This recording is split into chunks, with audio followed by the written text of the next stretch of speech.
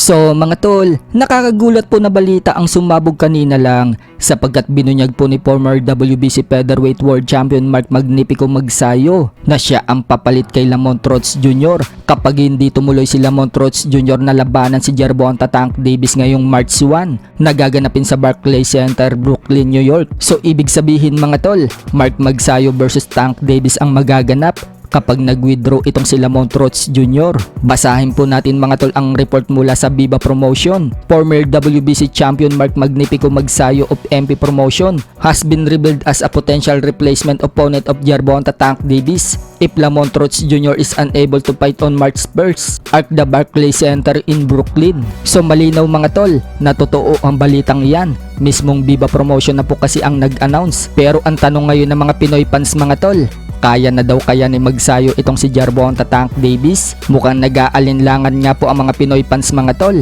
dahil napakalakas umano ni Tank Davis para kay Magsayo. Hindi din ine-expect ng mga Pinoy fans mga tol na si Magsayo ang papalit kung sakaling hindi tumuloy si Lamont Roach Jr. Ang buong akala po kasi ng mga fans, title eliminator na ang sunod na laban ni Magsayo o kaya naman ay title shot na sa super featherweight. Well, wala tayong magagawa mga tol kung yan ang gusto ni Magsayo. Tiwala siguro si Magsayo sa sarili niya na kayang-kaya niya itong si Gervonta Tank Davis. At kung sakaling matuloy ang laban na yan, tiyak na limpak-limpak na salapi ang kikitain ni Magsayo, manalo man o matalo. Malay natin mga tol, si Mark Magsayo na ang babasag sa unbeaten record ni Tank Davis. Huwag nating kalimutan mga tol ang salitang upset.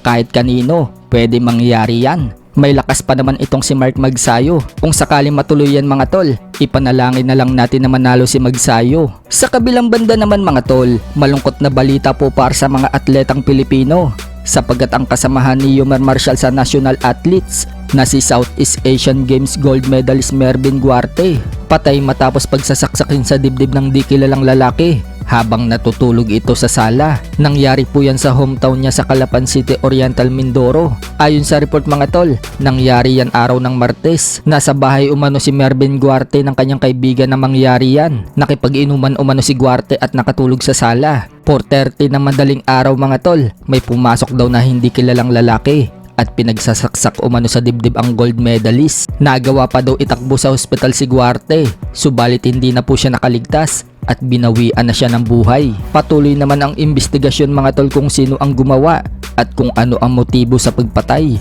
Nalungkot naman po ang kapwa-atleta na sina Yomar Marshall at Nesty Petesio. Wika nga po ni Petesio mga tol sa post niya, RIP Boss Mig, nakakabigla. Malungkot kami mga national athletes na kasamahan mo sa nangyari. Mini-message mo pa naman ako lagi sa tuwing nananalo ako. Habang sinabi naman ni Yomar Marshall mga tol, lahat kami kapwa mo sundalo at athlete. Malungkot sa pagkawala mo Mig. Rest in peace Mig. Isama ka namin sa mga laban Mig. Maraming salamat sa pag-represent sa bansa natin.